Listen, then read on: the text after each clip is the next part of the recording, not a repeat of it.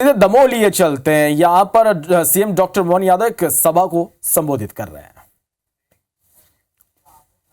राहुल भाई को नहीं मिल जाए तब तक सांसद भी और हमारे बहुत वरिष्ठ नेता और सरकार के वरिष्ठ मंत्री श्रीमान प्रहलाद सिंह जी लोधी साहब, उनका अभिनंदन वंदन स्वागत है। इस अवसर पर राहुल भाई ने बहुत अच्छा भाषण दिया। राहुल भाई के लिए जोरदार तालियां बजाएं।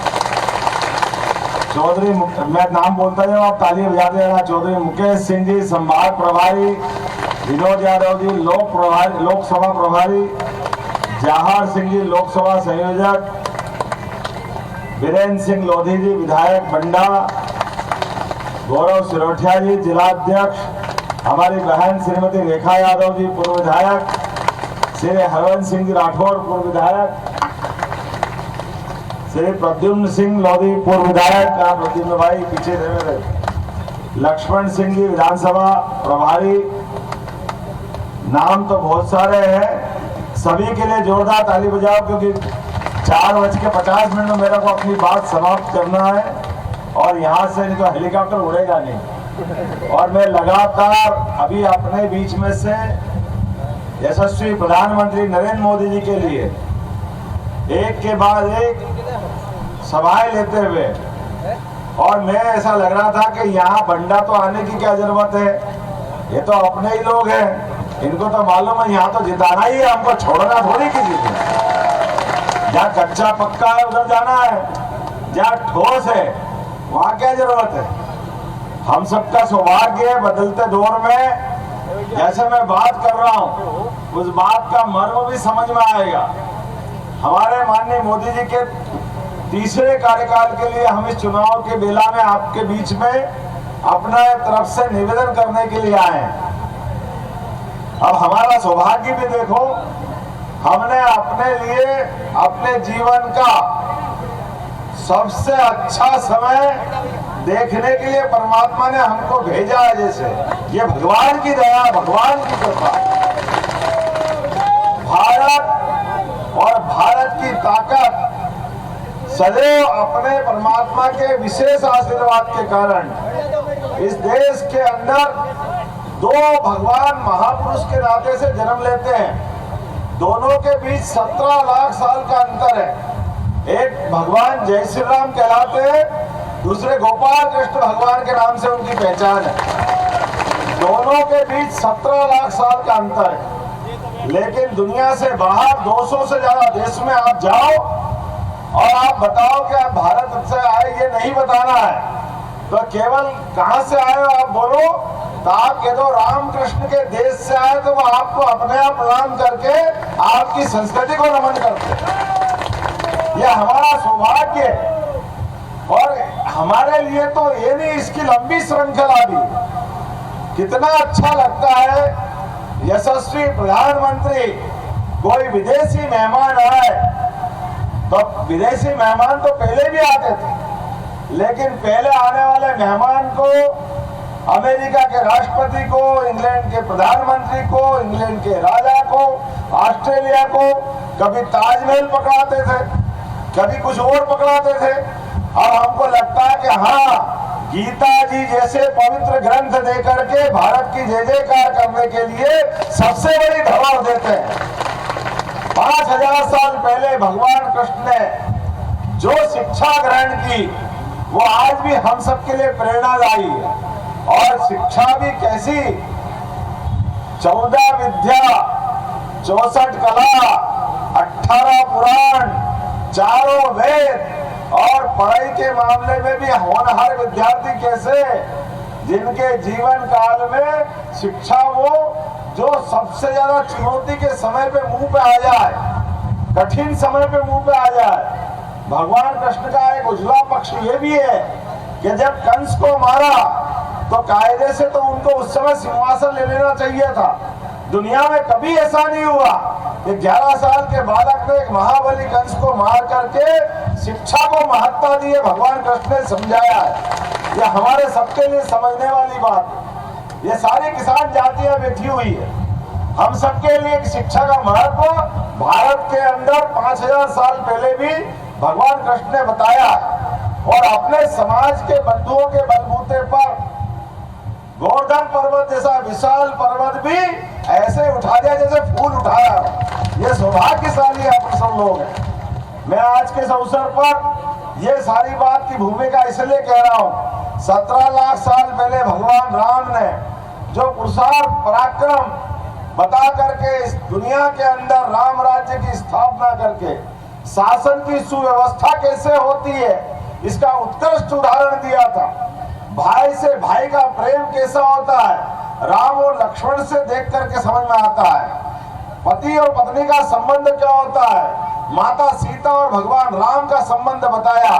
दुष्मन से निपटने में महाबली रावण के साथ भी मुकाबला करना हो तो अयोध्या से सेना नहीं बनाई उन्होंने, अपने जंगल के वनवासी बंधुओं के साथ, वानर भालुओं के साथ उस महाशक्तिशाली रावण को भी मार करके सोने की लंका जला के जिसने बता दी। उस पुरुषार्थी पराक्रमी समाज के सामने हमारे अपने देवता भगवान राम के मंदिर के निर्माण के लिए कांग्रेस ने कदम कदम पर कितने सारे अड़ंगे लगाए।